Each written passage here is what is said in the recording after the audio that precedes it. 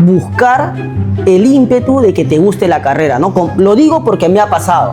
Entonces, ¿yo qué hice? Seguir remando. Imagínense, no me gustaba el derecho y actualmente enseño derecho. Entonces, Y dentro de ese aspecto manual, ¿nunca se le llegó a perder un folio, algo del tomo? bueno, en esa época, claro, se pueden haber perdido los cargos.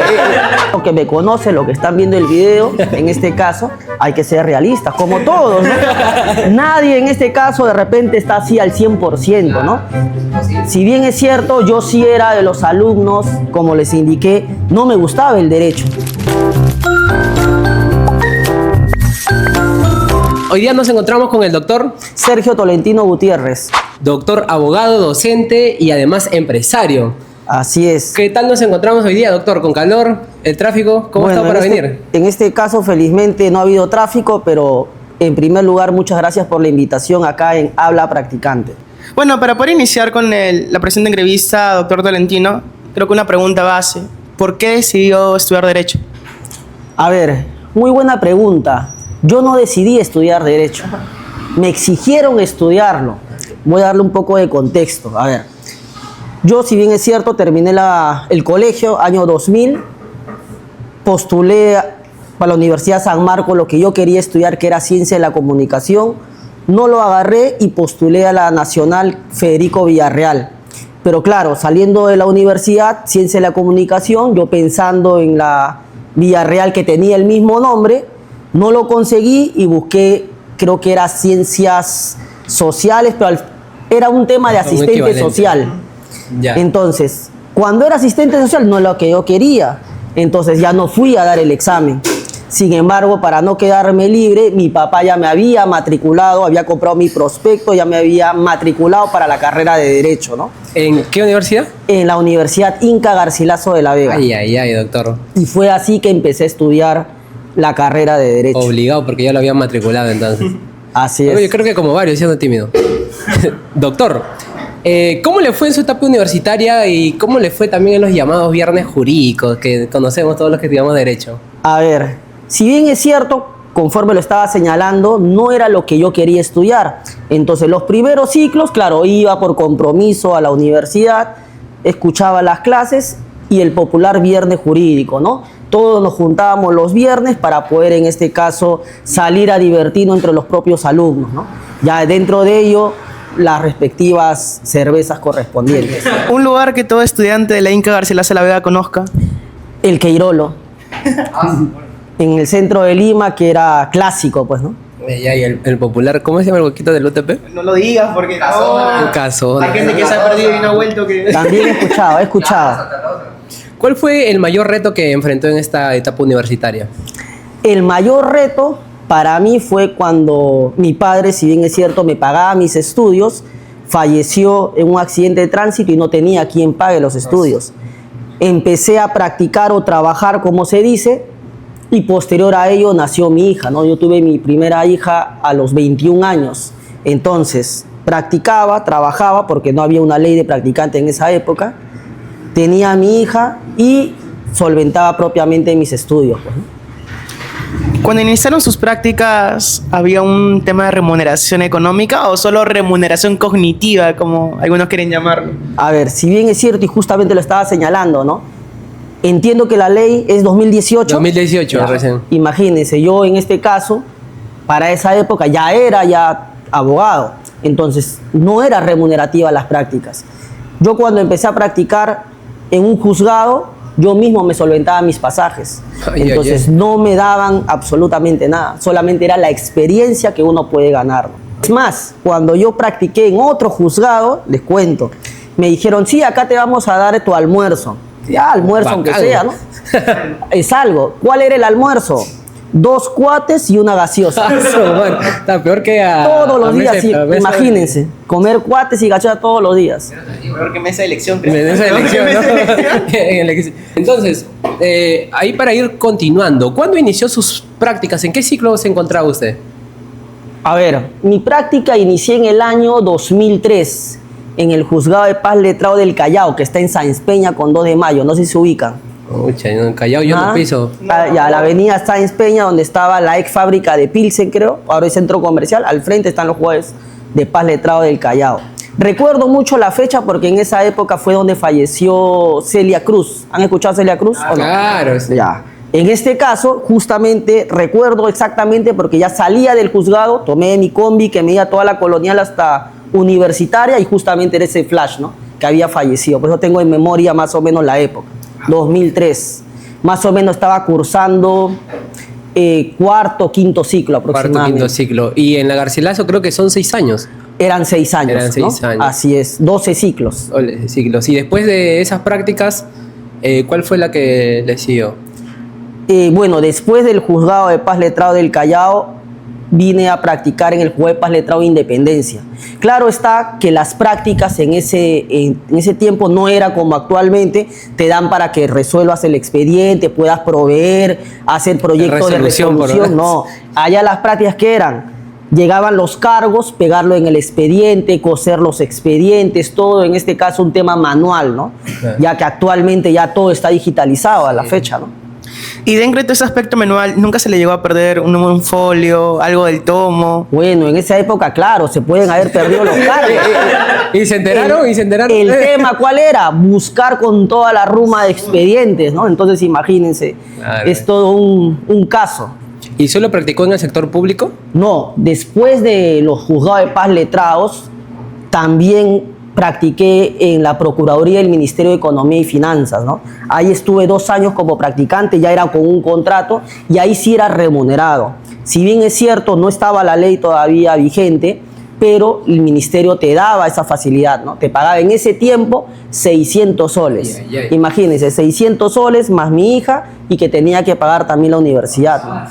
Entonces, ¿de dónde tenía que salir el dinero? Ya ahí mi madre, en este caso, también me apoyaba, ¿no? Y hablando ahorita un poquito de errores, ¿cuál cree que es el peor error que cometió usted como practicante, sea público o sea sector privado? A ver, creo yo, y hasta ahorita de repente puede ser, todo dejarlo a última hora, ¿no? Cuando son escritos con plazo. Sabemos, o bueno, en este caso mi rama que es civil, manejamos mayormente los plazos. Contestar demanda, excepcionar, apelar, hay plazos determinados de acuerdo a la vía procedimental. Entonces, ¿qué es? Ya faltan 5 días, faltan 30 días, que espere, ¿no? Y al final, cuando ya se te vence el plazo, recién lo haces a la loca y se lo pasas a tu jefe, ¿no? Claro, claro. Y tu jefe en ese momento, claro, tiene otras cargas y recién ahí va a comenzar a corregirte. Imagina, entonces, en ese momento para poder pulir ese escrito e ir a presentarlo, ¿no? Claro, si en este caso no lo presentan dentro del plazo, irresponsabilidad, pues, ¿no? Entonces, eso es lo que hay que cambiar, ese chip para todos los abogados o futuros el abogados. procrastinar está demasiado mal en ese aspecto. Claro, porque en este caso no lo puedes dejar hasta el último. Sobre todo con los plazos que es... Es fundamental, ¿no? Ya para los estudiantes de Derecho, ya en este caso deben tenerlo en cuenta siempre, ¿no? Perfecto, doctor. En ese sentido, ¿usted vio cometer un error a otra persona? Ah, claro, sí, justamente en la Procuraduría del Ministerio de Economía. ¿Qué es lo que pasó? Un compañero practicante, pero les doy un contexto para poder llegar a ello. A ver, nosotros, varios practicantes de distintas universidades, teníamos un horario, ¿no? Actualmente se presentan los escritos a través de la casilla electrónica, ¿no? Digitalizado. Pero en ese entonces todo era de manera manual. Ibas, presentabas tu escrito, hacías tu cola, ¿no? Alzamora Valdés, conocen, que está en Sí, Avenida claro, Bancay, al frente del Hueco, correcto. La Procuraduría del Ministerio de Economía estaba en Girón Lampa con Girón Junín. Entonces, de allí hay un cierto trayecto. Nos daban movilidad, 2 soles para poder ir en carro de Abancay, ¿no? Pero la mayoría que hacía se quedaba con esos 2 soles y se iba caminando. Sí, sí, típico. Entonces, ¿no? Entonces, cada área correspondiente daban sus escritos para que el practicante vaya y lo presente. En una de ellos dejaron un escrito con término, que era una apelación, que era un caso grande, y lo dejaron encima de una computadora. Claro, las computadoras actuales, la pantallita delgadita, ¿no? Pero antes era tipo los televisores como atrás. Ya, ahí lo dejaron justamente ese escrito. Fue el practicante a presentar, presentó, sí, presentar los escritos, sí, todo bien. Y de allí nada más ya se iban a sus casas. El día siguiente, cuando llega, ¿no? Ya los cargos comienzan a repartir, ¿no? Y el escrito importante con término que tenían que presentar no estaba, ¿no? No estaba el cargo. Buscando y estaba encima de la computadora. el procurador público lo llamó al practicante y hasta ahí nomás le resolvió su contrato, ¿no? Ya no pudo, ya en este caso, continuar trabajando. Hablando ahorita un poco del tema de practicante y presentar escritos, por ejemplo, en la actualidad hay un problema con mesa de partes. ¿Ya? A veces crean requisitos que no están en la norma. En su época, cuando usted era practicante, también como que mesa de partes era un poquito conflictiva, que te rechazaba escritos. El trabajador de mesa de parte piensa que es el juez, el magistrado. Ellos piensan Sí, que recuerdo. ya están resolviendo tu escrito. Si bien es cierto, su trabajo ¿cuál es? Recepcionar, nada más. Pero ellos no, que te falta foliar, no, pero esto no tienes que ir acá, en este caso adjunta tu cédula de notificación, ¿no? También, hasta el momento sigue todavía, pero ¿cuál es la ventaja ahora? Que ya es todo digitalizado, ya nadie te puede decir eso, ¿no? Pero bueno, en su época sí todo, hasta el momento, ¿no? ¿Nos podría comentar un poco de cuál ha sido todo ese recorrido siendo practicante? Porque nos comentó que estaba en el PJ, luego a la Procuraduría del MEF, Ajá. estuvo en el sector privado y de ser así, doctor, ¿cuál fue mejor? ¿Sector público o privado? Ok, ¿Dónde a aprendió ver, más? mi experiencia como, en este caso, practicante, yo entiendo que he aprendido más en el sector privado. Yo empecé Juzgado de Paz Letrado del Callao, sector público. Posterior a ello, Juzgado de Paz Letrado de Independencia. De allí me fui a una empresa privada, no sé si conocen las pollerías Rockies, ¿no? De las pollerías Rockies, Claro. ya, ok. Era un grupo Rockies donde está la pollería Rockies, está Esencia, está Rodicio, Holding. ¿no? Todo ello. Entonces, ahí yo entré al área legal, pero ver todo el tema de procuraduría. Quiere decir sacar licencia de funcionamientos y todo eso, ¿no? administrativo. Ya ahí me empezó a gustar más el tema empresarial. Entonces, ahí ya recibía un sueldo, pero como asistente, ¿no? Que actualmente se le denomina igual asistente, practicante, ¿no? Porque, como les digo, no había la ley. Entonces, como era un tema privado, era remunerativo, ¿no? Entonces, posterior a ello, me da la ventaja de poder practicar en el Ministerio de Economía y Finanzas. Dejo Rockies y me voy al Ministerio de Economía y Finanzas, ¿no? Ahí estuve 2 años como practicante, que aprendí un montón en el tema civil y que desde allí me gustó justamente la materia civil, ¿no? Ya posterior a ello me fui a trabajar a la empresa privada Yamagas, ¿no? De los balones de gas que está de moda ahora, Ajá. ya, ahí justamente. ¿Cuál era la dificultad? Que la empresa estaba en Avenida Primavera con el Polo, en Surco, Ah, su y yo madre. vivía en Comas. Ay. Entonces, allá no había nada en ese tiempo, ¿no? Metropolitano, no habían esas ventajas que hay ahora. Entonces, yo tenía que salir de mi casa a 5:45 para tomar los chinos, Ya, ¿no? claro. Entonces, imaginen, mi entrada era 8 de la mañana. Si llegabas 8:10, no te dejaban entrar, porque ahí estabas en planilla, ya te pagaban tu sueldo, ¿no? Después de Yamagas, ya entro como asistente a una empresa, a una asociación de oficiales de la policía, y ya posterior a ello ya saqué el título y ya estaba ya como abogado. Ah, ya titulado. Así es. Así como usted comenta, doctor, para el momento en el cual estaba usted realizando prácticas, no existía el decreto legislativo 1401, ¿no? Que es el tema de la ley de prácticas. Ajá. ¿Usted cree que hay alguna diferencia, aparte del sueldo o de otros beneficios, entre los practicantes de hoy día y los practicantes de su época o los de antes? Bueno, la única diferencia es que ahora ya tienen sus propios derechos, ¿no? En Sí, este porque caso, sí, ¿no? que es algo fundamental, el cual no teníamos nosotros en su época, ¿no? Es cierto que usted dice que ahora es un derecho, es un tema muy discutido que hablamos con Miguel. Pese a que existe esta ley, está la famosísima frase de prácticas ad honorem. ¿Ok? ¿Cuál es su opinión sobre ese tema, pese a que existe la ley? Bueno, el ad honorem en este caso, si bien es cierto, gratuito, ¿no?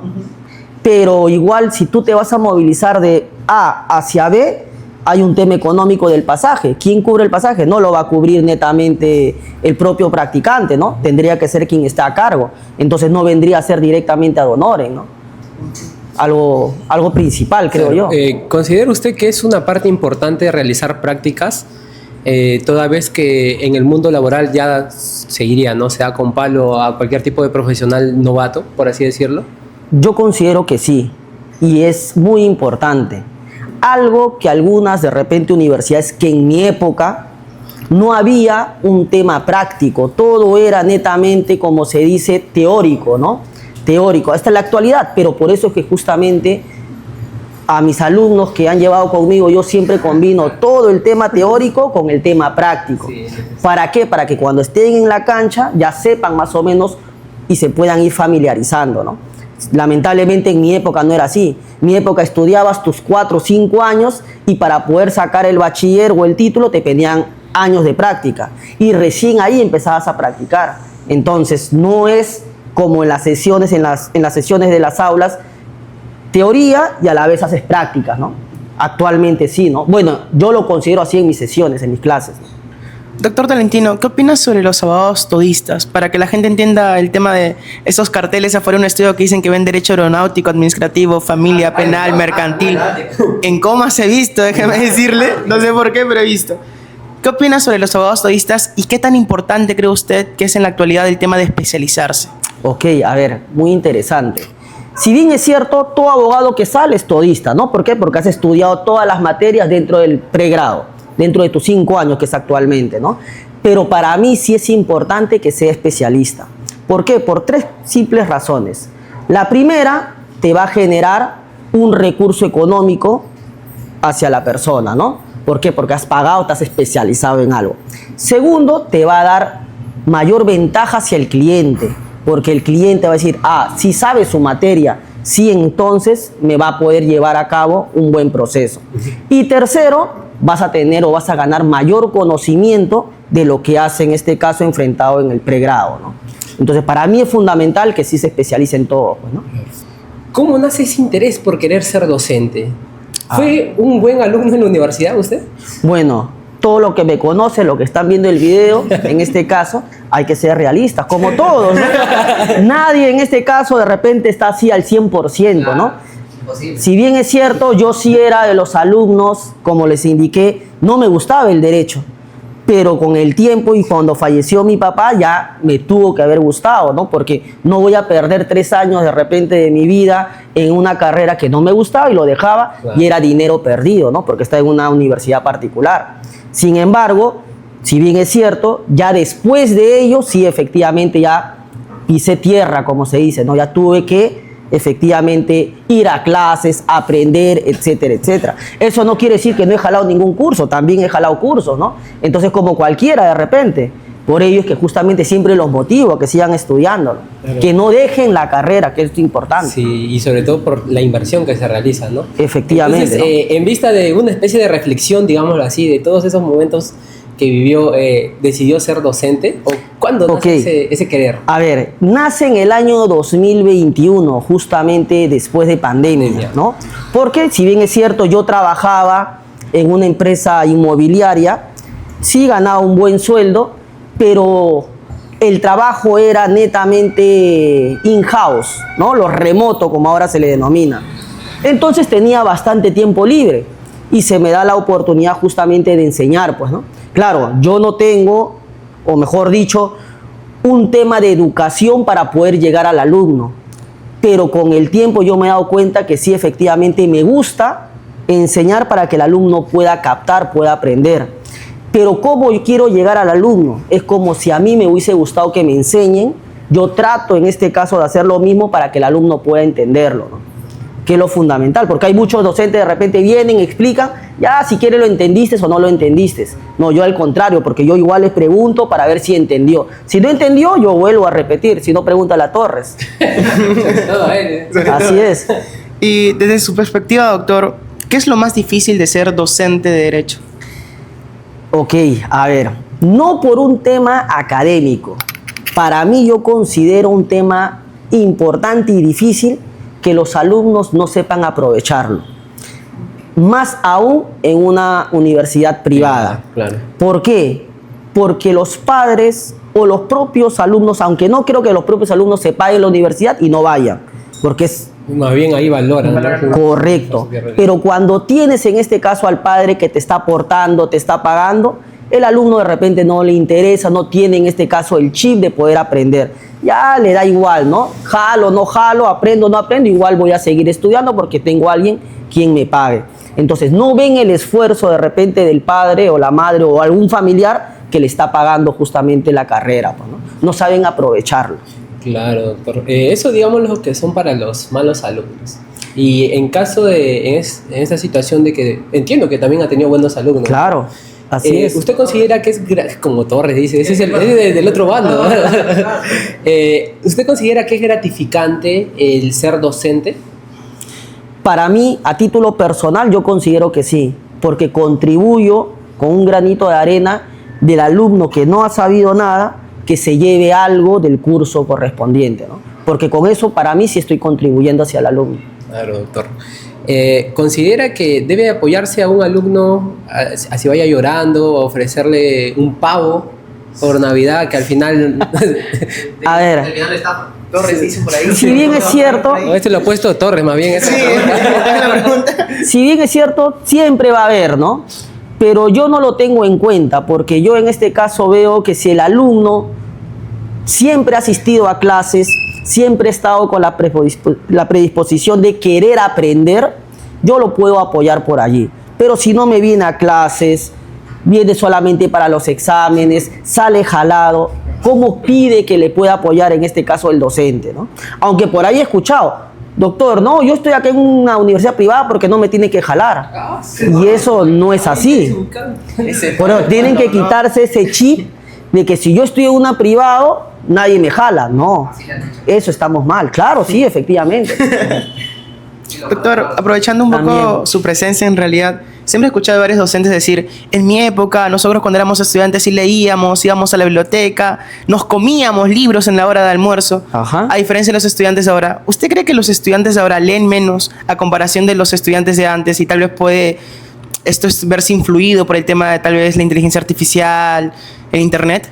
Ok, a ver, la inteligencia artificial para mí yo considero que es buena, pero siempre y cuando sacarle provecho, no para utilizarlo al 100%, ¿no? Ejemplo, si yo agarro, dejo un trabajo de investigación, ya lo busco en inteligencia artificial, copio, pego, ya está. Salgo a la exposición y no sé nada. Entonces hay que saber aprovechar la inteligencia artificial, siempre, claro, sacándole un buen provecho, ¿no? Por eso, entonces, en la época no había inteligencia artificial, no había hasta internet. Tenías que ir físicamente a la universidad, a la biblioteca, pedir el libro y revisar y sacar tus apuntes, ¿no?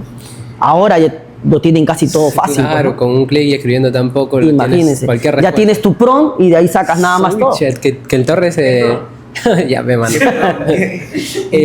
Justamente guiado a ello, hemos escuchado que varios practicantes entran a realizar, a la redundancia, sus prácticas y se sienten perdidos. ¿Ya? ¿Usted a qué cree que se debe a ello? ¿Considera que en ese caso la universidad debería ser tan buena en ese aspecto de formar, tanto para que el alumno vaya preparado a las prácticas, o ya depende mucho de él si va preparado o no a realizarlas? Ok, a ver, acá hay que tener en claro lo siguiente, y conforme lo estaba manifestando, las universidades solamente te brindan el tema teórico, no te brindan el tema práctico.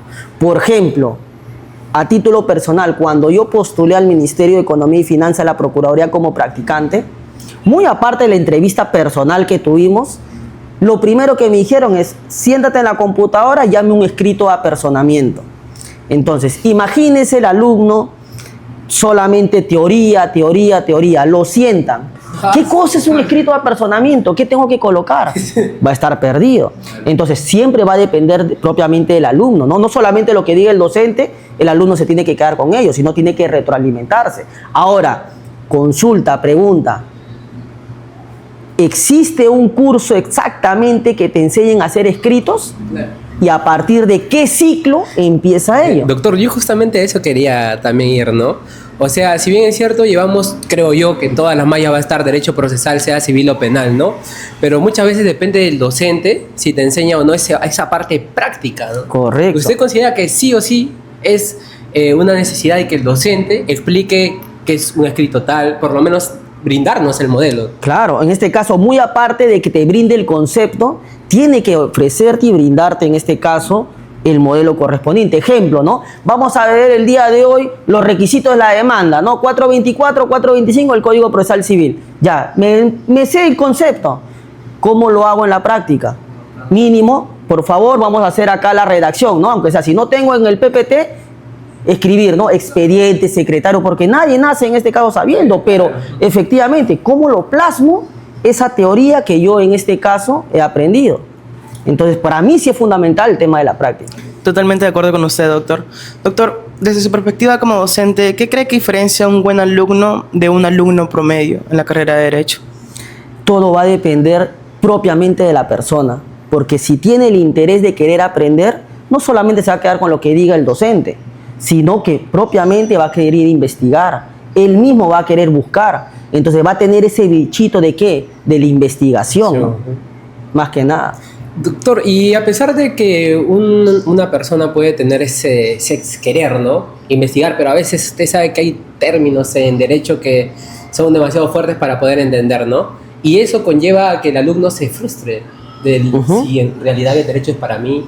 ¿Qué recomendación daría o qué consejo a esas personas que muy posiblemente se sientan cansados de no aprender, o sea, que hayan perdido esa motivación de su carrera o por su carrera? Ok, yo considero que si estás a partir del tercer ciclo para adelante, sigas hasta el final.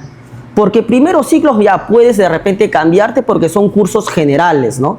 Pero ya a partir del tercero para adelante, trata de poder tú mismo buscar el ímpetu de que te guste la carrera, ¿no? Lo digo porque me ha pasado.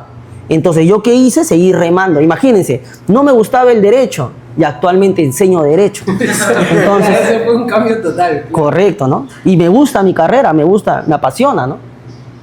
Bajo esa misma lógica, doctor Tolentino, ¿qué habilidades debería desarrollar sí o sí un estudiante en la actualidad que usted crea que no lo están desarrollando correctamente? Justamente la pregunta que ustedes indicaron. Todo lo están viendo fácil con la inteligencia artificial. Claro.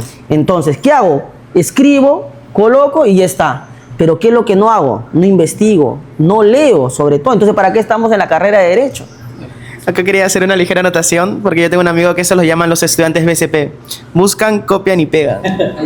Ajá, Claro, así es. preciso, creo que era. En mi tiempo se le llamaba el copy-page. ¿No? Ahora ya vamos evolucionando también. Claro, doctor. Quiero preguntarle, cuando un practicante sale al mercado laboral, ¿qué debería tener en cuenta? ¿Qué debería tener en cuenta? Primero, ¿qué es lo que quiere el practicante?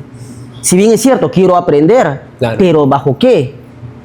Ya tengo que tener, me gusta el tema administrativo, me gusta el tema civil, me gusta el tema penal, etcétera, ¿no? Para que de acuerdo allí ya pueda buscar una especialización conforme lo estábamos señalando hace un momento, ¿no?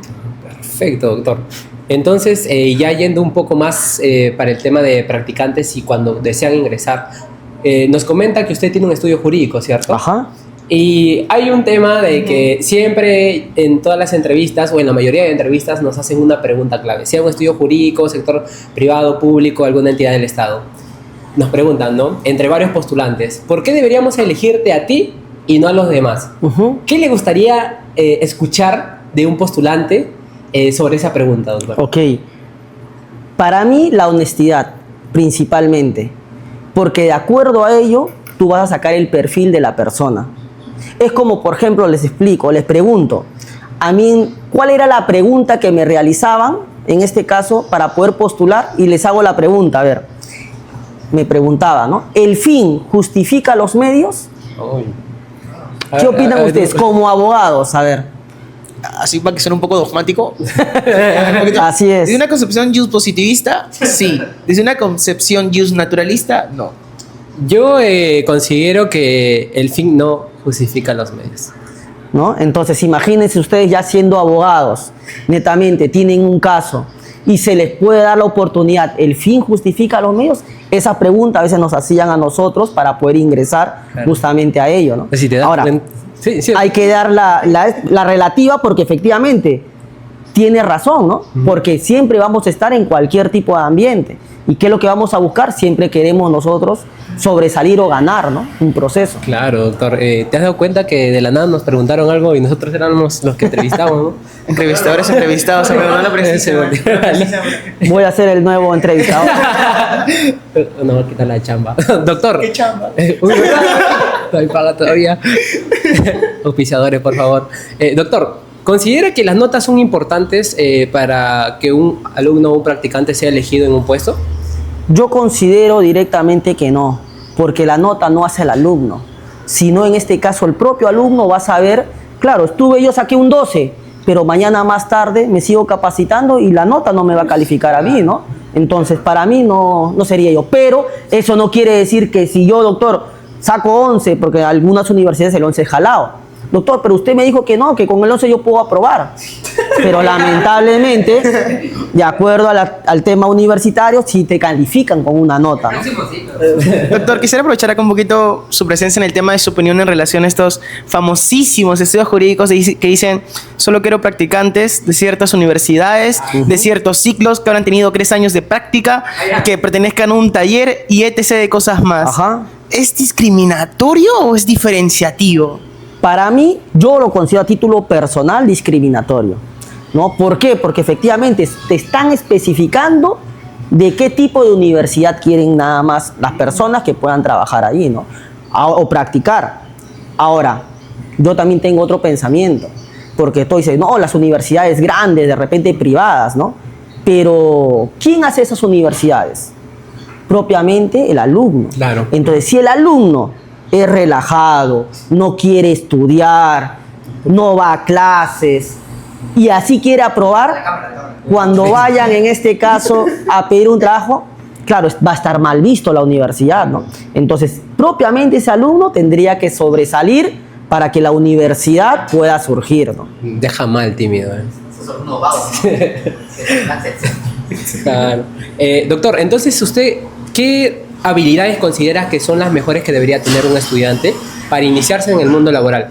Podríamos nombrar ser proactivo, trabajo en equipo. Saber hablar, creo yo. Bueno, claro, saber expresarse primero, ¿no? Porque eso te va a servir a poder llegar a contactar con tu cliente, ¿no? A futuro. 2, en este caso, ser responsables. ¿Por qué? Hay muchos abogados, como ustedes lo estaban señalando, todistas, ¿no? Quiere agarrar laboral, civil, penal, todas las ramas. Y al final cobró y dejó en abandono su proceso.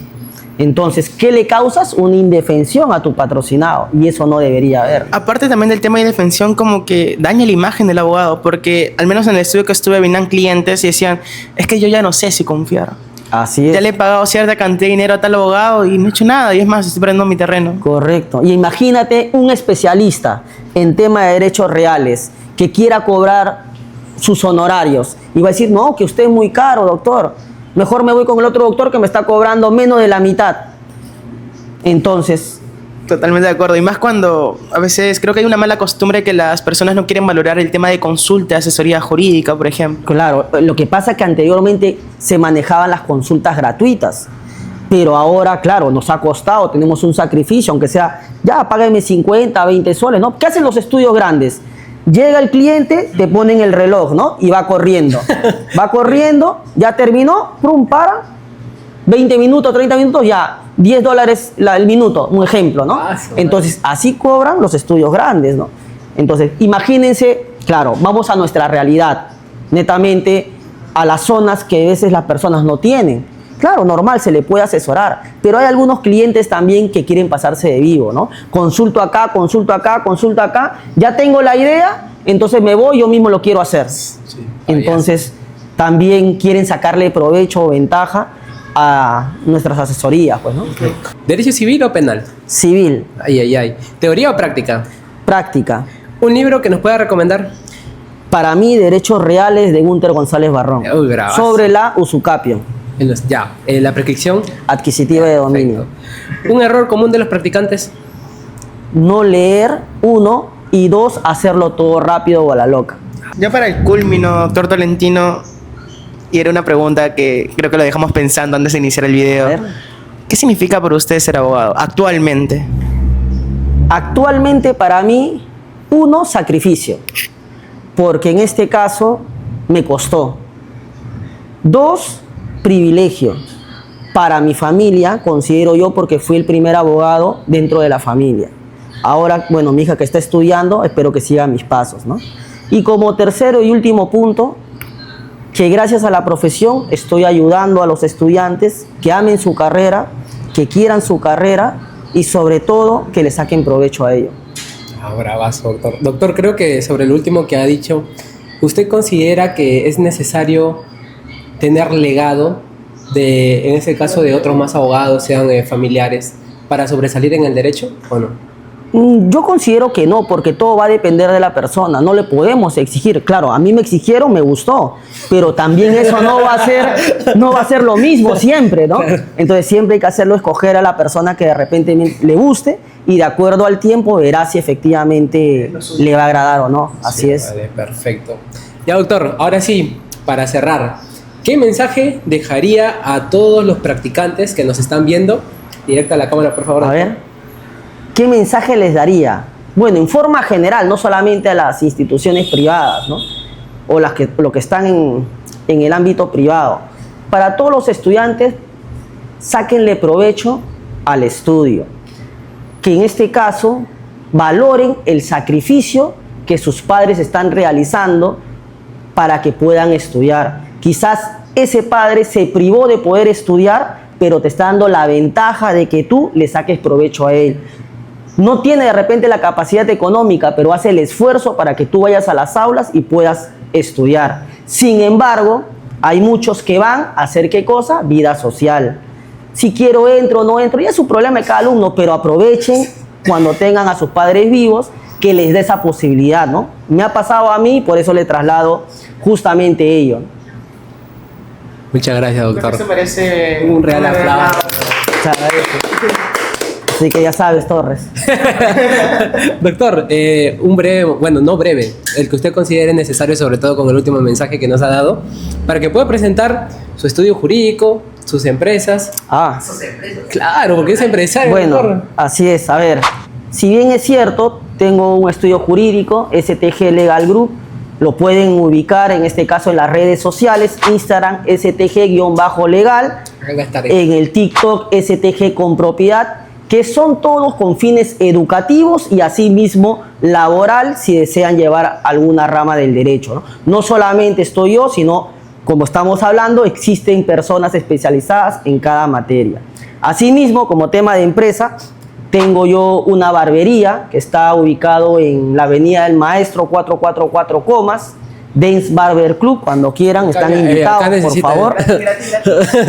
Ya, eso, su tema de su porcentaje. Ya se dejará ver.